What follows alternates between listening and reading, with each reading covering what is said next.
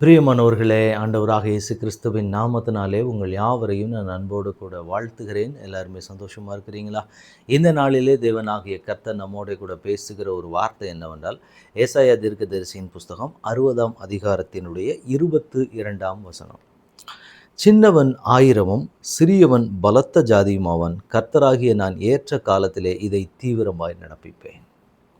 இந்த வார்த்தை கேட்டுக்கொண்டிருக்கிற எனக்கு அன்பான தேவனுடைய பிள்ளைகளே, நாம் கடந்து போய் கொண்டிருக்கிற வாழ்க்கையில் நமக்கு தேவன் கொடுத்திருக்கிற சில ஸ்தானங்களாக இருக்கட்டும், இல்லை தேவன் சில வாக்குத்தத்தங்களை நாம் சிறுமையின் பாதையிலே போகும்போது தேவன் கொடுத்திருப்பார். நான் உன்னை இப்படிப்பட்ட ஸ்தானத்திலே கொண்டு வருவேன், இந்த உயர்வுகள் எல்லாம் உனக்கு வரும், இந்த ஆசீர்வாதங்களையும் இந்த நன்மைகளையும் நீ சுதந்திரித்துக் கொள்வாய் அப்படின்னு சொல்லி தேவன் சில காரியங்களை நம்முடைய வாழ்க்கையில் வாக்குத்தத்தம் செய்வதுண்டு. இல்லை ஆண்டவரிடத்துல நாம் சில காரியங்களை கேட்டிருப்போம். ஆண்டவரை எனக்கு இந்த மாதிரியெல்லாம் ஆசீர்வாதங்கள் வேணும், இந்த மாதிரி நன்மை வேணும், இப்படி ஒரு வாழ்க்கையை நான் வாழ வேண்டும் அப்படின்னு சொல்லி ஆண்டவருடைய சமூகத்தில் நாம் விருப்பப்பட்டு கேட்டிருக்கலாம். அல்லது தேவன் நமக்கு வாக்குத்தத்தமாக கொடுத்திருக்கலாம். இப்படியெல்லாம் நான் உன்னை ஆசீர்வதிக்க போகிறேன், இவ்வளவு செழுமையான ஒரு வாழ்க்கையை நான் உனக்கு கொடுக்க போகிறேன், இப்படி ஒரு கனமுள்ள ஸ்தானத்தை நான் உனக்கு கொடுக்க போகிறேன்னு சொல்லி ஏதோ ஒரு விதத்தில் தேவன் நம்மோட பேசியிருக்கலாம். அப்போ ஆண்டவர் சில காரியங்களை நம்முடைய வாழ்க்கையில் எதிர்பார்க்கிற ஒன்று, இல்லை நாம் தேவனிடத்தில் எதிர்பார்க்கிற ஒன்றாக இருக்கலாம். ஆண்டவரே என்னை ஒரு உயர்ந்த ஸ்தானத்தில் வைங்க. இப்போ இந்த இடத்துல வசனம் சொல்லுகிறது, சின்னவன் ஆயிரமும் சிறியவன் பலத்த ஜாதியும் ஆவான். How is it possible? ஏன்னா இது சின்னவன் ஆயிரமாய் பெருகுவது அப்படிங்கிறது யோசிக்க முடியாத ஒன்று. உலக பிரகாரமாக பார்க்கும்போது இதற்கான சாத்தியக்கூறுகள் ரொம்ப குறைவு தான். அப்படி தானே? சின்னவன் ஆயிரமும் சிறியவன் பலத்த ஜாதியுமாய் பெருகுவது அப்படிங்கிறது ஒரு பெருக்கத்தின் ஆசீர்வாதம் என்பது பொதுவாக ஒரு உயர்ந்த ஸ்தானத்தில் நிற்கிறவர்களுக்கு அல்லது ஒரு பெரிய பெரிய ஹையர் அஃபிஷியல்ஸாக இருக்கிறவங்களுக்கு மாத்திரமே இது சாத்தியமாகிற ஒன்றாக இன்றைக்கு வரைக்கும் பார்க்கப்பட்டு வருகிறது. ஆனால் தேவன் நினைத்தால் இந்த சூழ்நிலையையும் தலைகீழாக புரட்ட முடியும். அப்போ ஆண்டவர் இந்த இடத்துல நமக்கு உணர்த்தி காண்பிக்கிற ஒரு காரியம் என்ன அப்படின்னு பார்த்தீங்கன்னா, சின்னவன் ஆயிரமும் சிறியவன் பலத்த ஜாதியுமாவான். எப்போ ஆகுன்னா, கர்த்தர் தாமே இதை ஏற்ற காலத்திலே இதை நிறைவேற்றுவார். இதை தீவிரமாய் நடப்பிக்கிற ஒரு தேவன். அப்போ என்னையும் ஆண்டவர் ஒரு பலத்த ஜாதியாய் நிற்க வைக்க முடியுமா? ஒரு சமுதாயத்தில் ஒரு அந்தஸ்து நிறைந்தவர்களாக உலக பிரகாரமான சில காரியங்கள் என்னை நிரப்பி கொண்டிருக்க பிடிக்கு.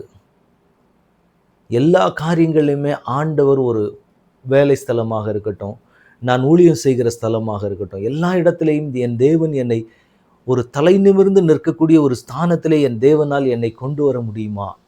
இப்படியெல்லாம் இன்றைக்கு நம்ம இருதயத்துக்குள்ள சில எண்ணங்கள், சில யோசனைகள் நமக்குள்ள வரலாம்.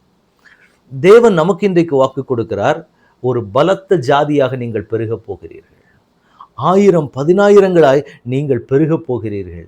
பெருகி அந்த ஆசீர்வாதம் உங்களை நிறைவாக்க போகிறது. உங்களை பார்க்கிற ஜனங்கள் ஒரு மரியாதைக்குரிய ஸ்தானத்தில் கர்த்தர் உங்களை கொண்டு போய் வைத்து உங்களை தேவன் அலங்கரிக்க போகிறார். அப்போ இப்படியெல்லாம் என் தேவன் எனக்கு செய்ய போகிறார் அப்படின்னு சொல்லி நீங்கள் தேவ சமூகத்துக்கு முன்பாக நிற்கும்போது ஆண்டவர் ஒரு வார்த்தையை கொடுப்பாரு, ஏற்ற காலத்திலே இதை தீவிரமாய் நடப்பிப்பார்.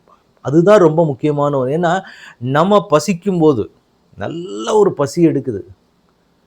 பசி எடுக்கிற நேரத்தில் கண்ணுக்கு முன்னாடி நல்ல ஒரு பிரியாணி வைக்கப்பட்டிருக்கு. எப்படி இருக்கும் நமக்கு? பசி பயங்கரமாக இருக்குது.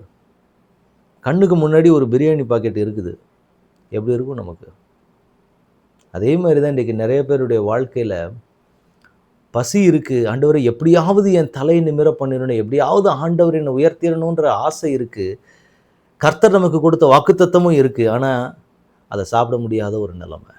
இன்றைக்கி நிறைய பேர் கடந்து போகிற ஒரு போராட்டம் தான். காத்திருப்பில் நிற்கும்போது அநேகர் சந்திக்கிற ஒரு பெரிய போராட்டம் என்ன அப்படின்னு பார்த்தீங்கன்னா, இதுதான்.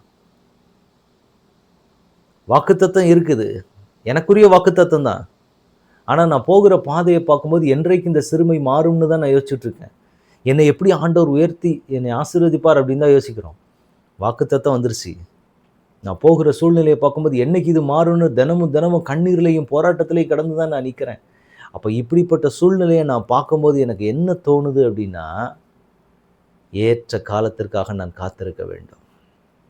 இதெல்லாம் நடக்கும் தான். எனக்கும் கர்த்தர் அந்த வாக்குத்தத்தத்தை கொடுத்துட்டாரு. கண்டிப்பா அதை நிறைவேற்றுவார். ஆனா, ஏற்ற காலத்திலே என்னை ஒரு பலத்த ஜாதியாய் கர்த்தர் கொண்டு வந்து நிறுத்துவார். அதுவரைக்கும் நான் அவருடைய கரத்துக்குள்ளாக நான் அடங்கி இருந்து அவர் சொல்லுகிற காரியங்களை செய்து கொண்டு நான் இருக்க வேண்டும்.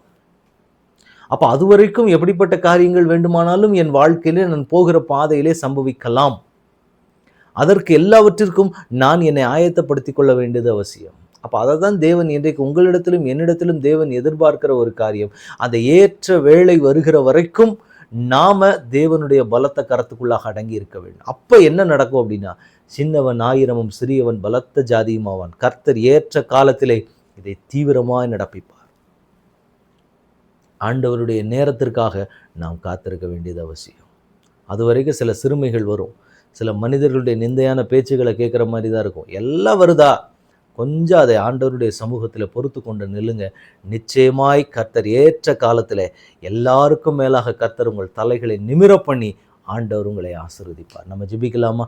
தகப்பனே, உம்முடைய கரத்தில் எங்களை முழுவதுமாக ஒப்புக் கொடுக்கிறோம். அப்பா, நீர் சொன்ன வார்த்தையின்படியே சின்னவன் ஆயிரமும் சிறியவன் பலத்த ஜாதியுமாவான் என்று சொன்ன வார்த்தையின்படியே அப்பா, நீர் எங்களை பெருக பண்ணி நீர் எங்களை ஆசீர்வதிக்கிற தேவன் என்பதை கர்த்தர் எங்களுக்கு நிரூபித்து காண்பிக்கும்படி உங்கள் பரிசுத்த கரத்துக்குள்ளாக எங்களை ஒப்புக் கொடுக்கிறோம். இம்மட்டும் நடத்தினவர் நீர் இனிமேலும் எங்களை நடத்த வல்லவர் என்பதை நாங்கள் விசுவாசிக்கிறோம். எல்லா தடைகளும் எங்கள் வாழ்க்கையில் மாறட்டும். அப்பா, நீர் ஏற்ற காலத்தில் எல்லாவற்றையும் செய்வீர் என்பதை ஒரு விசுவாசத்தை கர்த்தர் இந்த நாளில் துளிர்க்க பண்ணினதற்காக ஸ்தோத்திரம். அதற்கு வேண்டிய பலத்தையும் சத்துவத்தையும் ஞானத்தையும் விவேகத்தையும் அபிஷேகத்தையும் வல்லமையும் கொடுத்து என் தேவன் நடத்தும்படி கரத்தில் ஒப்புக் கொடுக்கிறோம். ஆளுகை செய்ங்க, வழி நடத்துங்க. இயேசு கிறிஸ்துவின் நாமத்தில் ஜெபம் கேளும் எங்கள் நல்ல பிதாவே. ஆமென், ஆமென், ஆமென். God bless you.